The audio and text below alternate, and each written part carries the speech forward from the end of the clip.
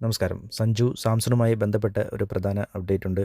എന്തായാലും അതിലേക്ക് വരാം. സഞ്ജു സാംസണെ നിലവിൽ 2020-ൽ സൗത്ത് ആഫ്രിക്കയ്ക്കെതിരെയുള്ള മത്സരത്തിൽ മികച്ച പ്രകടനം നടത്തി 2 സെഞ്ചുറി നേടി ടീമിൻ്റെ വിജയത്തിൽ നിർണായക പങ്കുവഹിക്കാനും അദ്ദേഹത്തിന് സാധിച്ചു.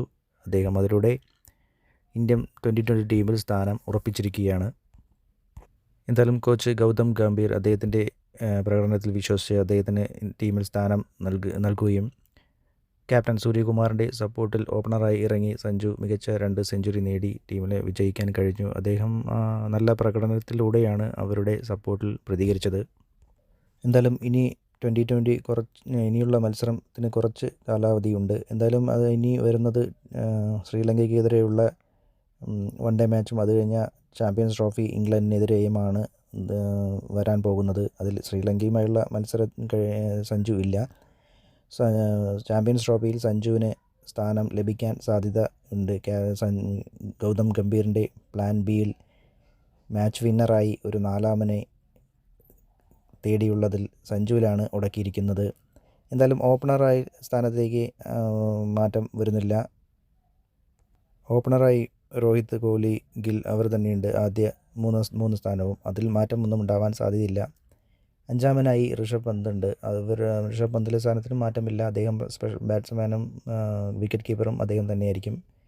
4-മനായി സഞ്ജു സ്പെഷ്യലിസ്റ്റ് ബാറ്റ്സ്മാൻ എന്ന നിലയിലായിരിക്കും സഞ്ജുവിന് ടീമിൽ ഇടം നേടാൻ കഴിയുക. എന്തായാലും നിലവിലെ മികച്ച പ്രകടനമായിരിക്കും ഗൗതം ഗംഭീറിൻ്റെ അദ്ദേഹത്തിലെ വിശ്വാസം കൂടാൻ കാരണം. കൂടാതെ അദ്ദേഹത്തിൽ 21 ഡേയിൽ 16 മത്സരത്തിൽ നിന്ന് 56 ശരാശരിയുണ്ട്. അതിലൊരു സെഞ്ചുറിയും 3 ഹാഫ് സെഞ്ചുറിയുമുണ്ട്.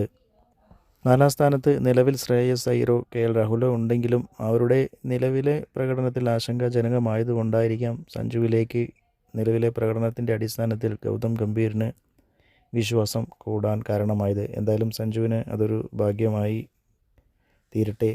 അദ്ദേഹം ഇന്ത്യൻ ടീമിലെത്തട്ടെ. മികച്ച പ്രകടനം നടത്താനും സാധിക്കട്ടെ. എന്തായാലും ഗൗതം ഗംഭീറിന് മുൻപുള്ള കോച്ചിനും സെലക്ടേഴ്സിനും സഞ്ജുവിനോട് അത്ര കണ്ട് വിശ്വാസമില്ല. കുറച്ച് 1-2 മത്സരം നൽകും. അതിൻ്റെ പ്രകടനം മോശമായാൽ പുറത്താക്കും. ഇങ്ങനെയാണ് കുറച്ച് വർഷങ്ങളായി കടന്നുപോയിക്കൊണ്ടിരുന്നത്. എന്തായാലും ഇപ്പോൾ അദ്ദേഹത്തിൽ അതെല്ലാം മാറ്റം വന്നിരിക്കുന്നു. പുതിയ കോച്ചിനും നിഷ്പക്ഷമായി തീരുമാനമെടുക്കാനും നല്ലൊരു ഇന്ത്യൻ ടീമിനെ വാർത്തെടുക്കാനുമുള്ള അദ്ദേഹത്തിൻ്റെ കഴിവിനെയും അഭിനന്ദനം അർഹിക്കുന്നു. എന്തായാലും സഞ്ജു സാംസണുമായി ബന്ധപ്പെട്ടും ഇന്ത്യൻ ക്രിക്കറ്റ് ടീമിനെക്കുറിച്ചും പുതിയ അപ്ഡേറ്റുമായി വീണ്ടും വരാം. എന്തായാലും ഈ ചാനലും വീഡിയോയും ഇഷ്ടപ്പെട്ടാൽ ലൈക്കും സബ്സ്ക്രൈബും ചെയ്യുക.